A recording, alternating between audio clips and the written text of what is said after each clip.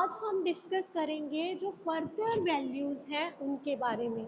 ठीक है, जैसे कि कल हमने सोशल वैल्यू, एथिकल वैल्यू और एस्थेटिक वैल्यू के बारे में डिस्कस कर लिया था, क्या इनकी वैल्यू क्या है, ठीक है, कैसे ये एसोसिएटेड हैं हमारी लाइफ के साथ। लेकिन आज हम नेक्स्ट जो हमारे पास बची हुई हैं उनके बारे में करेंगे डिस्कस।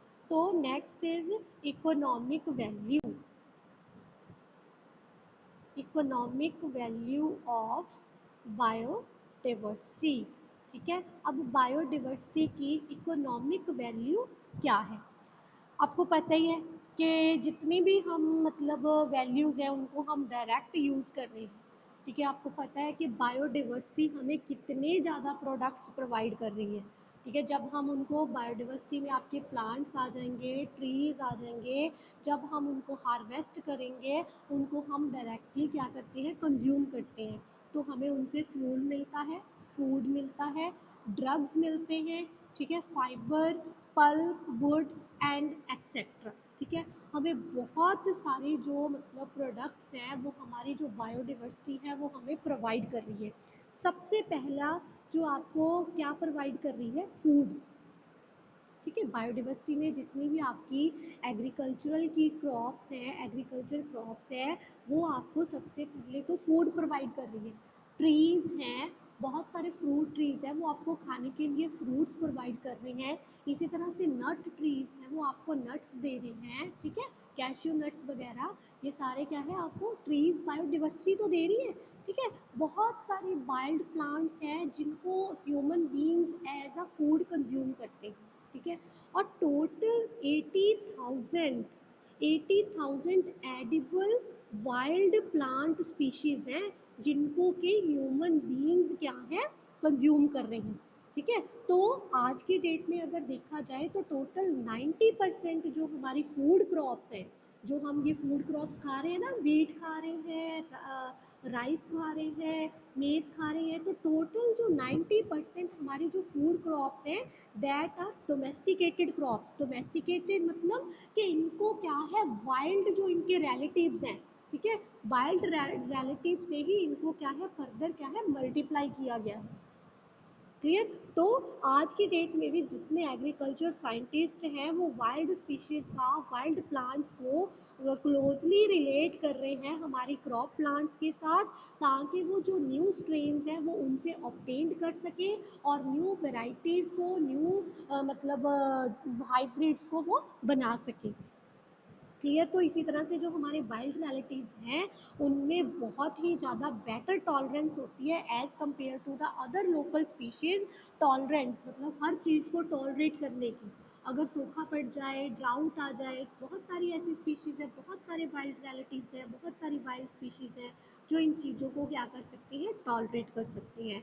हार्डीनेस को टॉलरेट कर सकते हैं। हार्डीनेस मतलब कि लाइक पहले हमने कोई भी क्रॉप है उसको पहले नर्सरी में सो किया, ठीक है, हम नर्सरी बना के फिर उसको ओपन फील्ड में लेके जाते हैं, तो वहाँ पे उसको हो सकता है इन्वायरमेंट कुछ और मिल रहा है, ओपन में उसको कुछ मिल रहा है। ठीक है, तो जब हम उसके हैबिटेट से उसको ओपन फील्ड में लेके जाते हैं, लाइक नर्सरी से जब हम उसको ओपन फील्ड में लेकर जाते हैं, दैट इज़ द हार्डीनेस, मतलब वो उस इन्वायरमेंट को कितना अच्छे से अडॉप्ट कर रही है, दैट इज़ द हार्डीनेस। ये चीज़ जो हमारे वाइल्ड रिलेटिव्स हैं उनमें बहुत ही ज़्यादा है as compare to the other local species. इसी तरह से बहुत सारे वाइल्ड एनिमल्स हैं, वो भी हमारे फूड का सोर्स है। खाते हो ना आप, मीट खाते हो, चिकन वगैरह खाते हो, तो वो सारे एनिमल्स क्या, वो भी आपको एक तरह से आपके लिए फूड का सोर्स है। That is also included in the आपके मतलब जो मतलब बोल सकते हो कि इकोनॉमिक वैल्यू में इंक्लूडेड है। इकोनॉमिकली आप उनको कट करते हो, लाइक जो मीट वगैरह का काम करते हैं, है ना, वो लाते हैं उनको, फिर वो सेल करते हैं, तो उनकी इससे उनकी जो इकोनॉमिक वैल्यू है वो इंक्रीज़ हो रही है। तो बायोडिवर्सिटी की इकोनॉमिक वैल्यू भी है। सबसे पहले फूड की बात की, अब नेक्स्ट हम बात करते हैं ड्रग्स एंड मेडिसिन्स की। Second is drugs and medicines. पता ही है कि बहुत सारे हर्बल प्लांट्स हैं, बहुत सारे मेडिसिनल एरोमेटिक प्लांट्स हैं जिनकी बायोडाइवर्सिटी जो हमें प्रोवाइड कर रही है, जिनसे हम क्या है मेडिसिन को एक्सट्रैक्ट कर रहे हैं। तो हमारी जो 75% जो बर्ड्स की पॉपुलेशन है, world 75% population totally depend on plants and उनके प्लांट्स के एक्सट्रैक्ट्स के ऊपर टोटली वो डिपेंड है, किसके लिए, मेडिसिन के लिए। एक ईसबगोल हर्बल डोमेस्टिक बोल सकते हो कि प्लांट है, ठीक है, ईसबगोल। आई थिंक बहुत सारे बच्चों को इसके बारे में पता भी होगा, इसबगोल के बारे में। इसकी आजकल वो एक पैकिंग भी आती है, पाउडर पैकिंग भी आती है। तो ये एक डोमेस्टिक हर्बल प्लांट है जिसको हम अपने घरों में आम यूज़ करते हैं, किसके लिए, just for the bowel disorders, ठीक है। बाउल डिसऑर्डर्स को ठीक करने के लिए हम इसको यूज़ करते हैं। बेसिकली ये जो प्लांट है इसका जो उसके हस्क से, जो इसबगोल का जो प्लांट है उसके हस्क से इसका जो पाउडर वगैरह है, या इसकी जो मेडिसिन है वो तैयार की जाती है। इसी तरह से बहुत हंड्रेड ऑफ हर्ब्स हैं जिनकी इकोनॉमिक वैल्यू है। इसी तरह से बात करती है नेक्स्ट एंटीबायोटिक की, पेंसिलिन की। पेंसिलिन एक आपको पता ही है कि एंटीबायोटिक है, पेंसिलिन। और ये कहाँ से एंटीबायोटिक है, कहाँ से ड्राइव हुई है, फंगस से। एक फंगस से इसको ड्राइव किया गया है जो कि है पेंसिलियम। पेंसिलियम नाम की जो फंगस है उससे पेंसिलिन को ड्राइव किया गया है, तब जाके क्या है आपके पास जो एंटीबायोटिक है, पेंसिलिन एंटीबायोटिक है, वो बनी है। इसी तरह से क्विनीन। क्यूनिन बेसिकली इसको हम मलेरिया को ऑब्टेन करने के लिए यूज़ करते हैं, क्यूनिन। ये भी बहुत बेसिक सी मेडिसिन है। ये हम मलेरिया को ठीक करने के लिए, क्योर करने के लिए क्यूनिन का यूज़ करते हैं। तो क्यूनिन कहाँ से आ रही है, एक किंचोना ट्री है, ठीक है, किंचोना ट्री की बार्क है जो, उसका जो तना है वहाँ से इसको क्या किया जा रहा है, एक्सट्रैक्ट किया जा रहा है, और इसका बहुत ही ज़्यादा क्या है, इफ़ेक्टिव है। क्लियर। तो इसी तरह से बहुत सारे एनिमल्स हैं, एनिमल्स को भी हम यूज़ करते हैं मेडिकल रिसर्च के लिए। तो आप देख सकते हो कि जितनी हमारी बायोडाइवर्सिटी है उसकी कितनी ज़्यादा इकोनॉमिक वैल्यू है।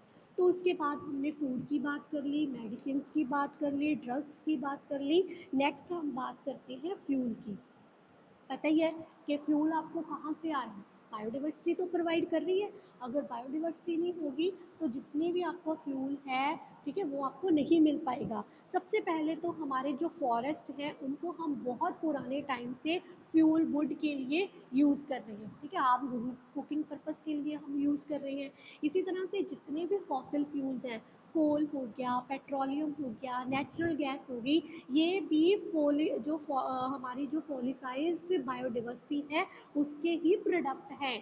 ये भी कौन प्रोवाइड कर रहा है हमें, बायोडाइवर्सिटी ही प्रोवाइड कर रही है, ठीक है। तो इसी तरह से जैसे कोल है, कोल की एक्सट्रैक्शन करते हैं, पेट्रोलियम की एक्सट्रैक्शन करते हैं, नेचुरल गैस की, तो फर्दर ये भी तो इसकी इकोनॉमिक वैल्यू है, सेल हो रही है, ठीक है। एक्सट्रैक्ट होने के बाद इसकी प्रॉपर प्रोसेसिंग के बाद ये सेल हो रही है, तो ये भी तो उसकी ही क्या है, इकोनॉमिक वैल्यू। तो ये प्रोवाइड कौन कर रहा है हमें, बायोडाइवर्सिटी है जो हमें प्रोवाइड कर रही है, ठीक है। तो इसी तरह से बहुत सारी जो लकड़ी है, बहुत सारी इंडस्ट्रीज़ हैं जो कि वुड वेस्ड इंडस्ट्रीज़ हैं, ठीक है।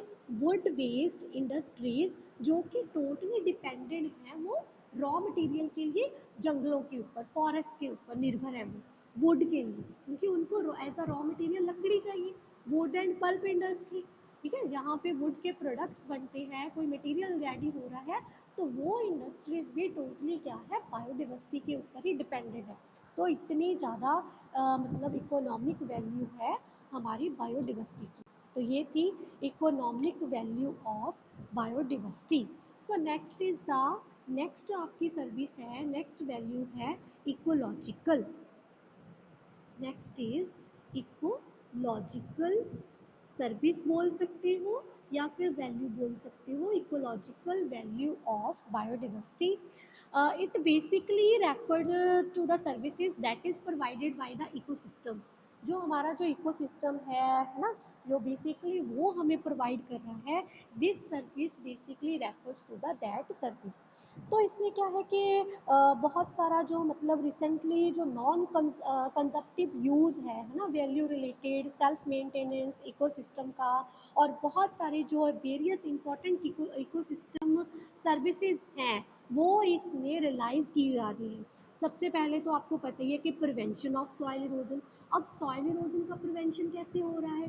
अब हमारी बायोडिवर्सिटी होगी, प्लांट्स होंगे, ट्रीज होंगे, उनके जो रूट्स हैं वो हमारी सॉइल को वाइंड अप करके रखेंगी, तो वो क्या है, सॉइल को इरोज होने से बचाएगी।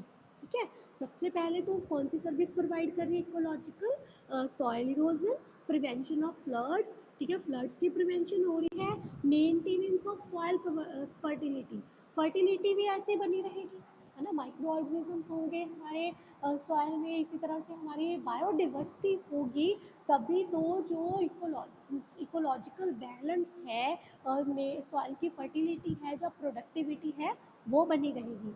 इसी तरह से साइक्लिंग ऑफ न्यूट्रिएंट्स, न्यूट्रिएंट्स की साइक्लिंग भी तभी हो पाएगी जब हमारी बायोडिवर्सिटी होगी। नाइट्रोजन फिक्सेशन, नाइट्रोजन फिक्सेशन का काम कौन करते हैं? जो आपके मतलब वो होती है क्रॉप्स होती हैं, लाइक आपके उसमें पल्सेस की क्रॉप्स भी इंक्लूडेड है, राइजोबियम, ठीक है।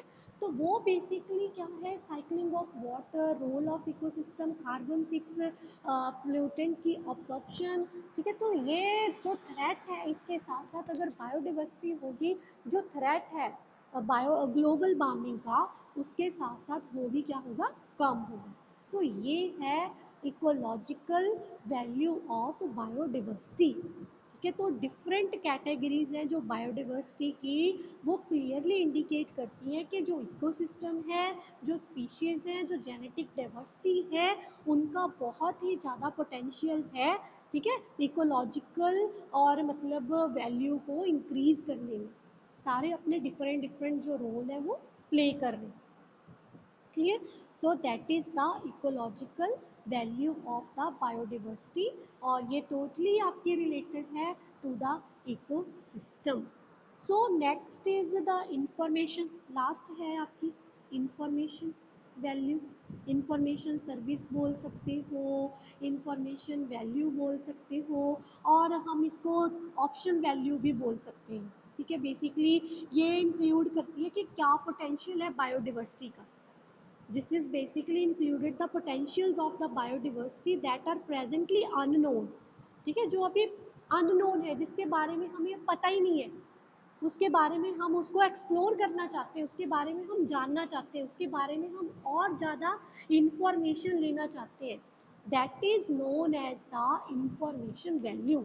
जो चीज़ हमें बायोडिवर्सिटी के बारे में पता ही नहीं है, प्रेजेंटली हम उसके बारे में अननोन है, लेकिन वी वांट, और उसको जानने की ज़रूरत है, नीड टू एक्सप्लोर, उसको और ज़्यादा एक्सप्लोर करने की ज़रूरत है, that is known as the information value as well as the option value. हम इसको ऑप्शन वैल्यू भी बोल सकते हैं।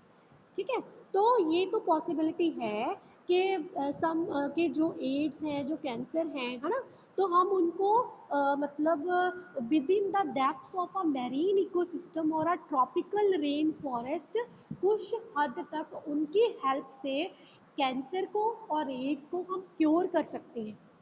मतलब ये पॉसिबिलिटी लग रही है, नॉट श्योर, कोई पूरी इसके बारे में इंफॉर्मेशन नहीं है, लेकिन ये जस्ट पॉसिबिलिटी है। ठीक है, तो जो ऑप्शन वैल्यू है, जो इंफॉर्मेशन वैल्यू है, ये जस्ट वही वैल्यू है उस चीज़ को जानने की, उस चीज़ के बारे में पता करने की। ठीक है, जिस चीज़ के बारे में अभी हमें पता ही नहीं है, जस्ट उसकी पॉसिबिलिटी बन रही है, तो that value is related to the that service. मतलब कि उस चीज़ को और जानना कि और कौन कौन से बायोलॉजिकल रिसोर्सेज हैं हमारे पूरे बायोस्फीयर्स में, जो कि एक दिन हमें ये प्रूव कर देंगे, ये पूरी तरह से मतलब प्रूफ हो जाएगा कि एक हमारे लिए इफ़ेक्टिव ऑप्शन है for something important in future, कि जिसके फ्यूचर में वैल्यू है, जो चीज़ जिसके बारे में बायोडिवर्सिटी में वो जितने सारे रिसोर्सेज अवेलेबल हैं, जिनकी हमें प्रॉपर नॉलेज नहीं है, प्रॉपर इंफॉर्मेशन नहीं है, वो एक दिन हो सकता है फ्यूचर में हमारे काम आने वाली चीज़ हो और ये एक दिन ज़रूर क्या होगा, प्रूव होगा। ठीक है, सो थस जो हमारी ऑप्शन वैल्यू है बायोडाइवर्सिटी की, वो यही सजेस्ट करती है, इंफॉर्मेशन वैल्यू यही सजेस्ट करती है कि कोई भी स्पीशीज़ वो एक दिन हमारे लिए मिरेकल स्पीशीज़ हो सकती है। ठीक है, मतलब वो हमारे लिए बहुत अद्भुत काम कर सकती है, जो चीज़ हमने सोची भी नहीं होती, हो सकता है आने वाले टाइम में, आने वाले फ्यूचर में अगर उसके बारे में ज़्यादा एक्सप्लोर किया जाए, उसके बारे में ज़्यादा इंफॉर्मेशन ली जाए, उसके बारे में ज़्यादा जानने की कोशिश की जाए, तो हो सकता है वो एक दिन हमारे लिए मिरेकल प्रूफ हो जाए। तो बायोडाइवर्सिटी बहुत ही ज़्यादा प्रीशियस गिफ्ट बोल सकते हो हमें, जो कि नेचर ने प्रोवाइड किया है। ठीक है, हमें इस गिफ्ट को ऐसे ही मतलब बेकार नहीं जाने देना है। बहुत सारे जो मेरीन एनिमल्स हैं उनमें एंटी कैंसर प्रॉपर्टीज़ पाई जाती हैं। ठीक है, लेकिन वो सिस्टमेटिक वे से प्रॉपर स्टडी नहीं हुई है, उनकी प्रॉपर सिस्टमेटिक वे से कोई इंफॉर्मेशन नहीं है, दैट्स वाई अभी प्रॉपर कुछ कहा नहीं जा सकता। लेकिन ये थोड़ी सी पॉसिबिलिटी है कि जितने मैरीन एनिमल्स हैं वो पोजेस कर रहे हैं एंटी कैंसर प्रॉपर्टीज़। अगर जो साइंटिस्ट हैं, रिसर्चर्स हैं, धीरे धीरे से उनके बारे में एक्सप्लोर करना स्टार्ट करेंगे, उनको जानना स्टार्ट करेंगे, तो हो सकता है एक दिन ये प्रूफ हो जाए कि वो क्या है, जो स्पीशीज़ है, मेरीन स्पीशीज़ है, दैट आर मिरेकल, कि वो मिरेकल का काम करें।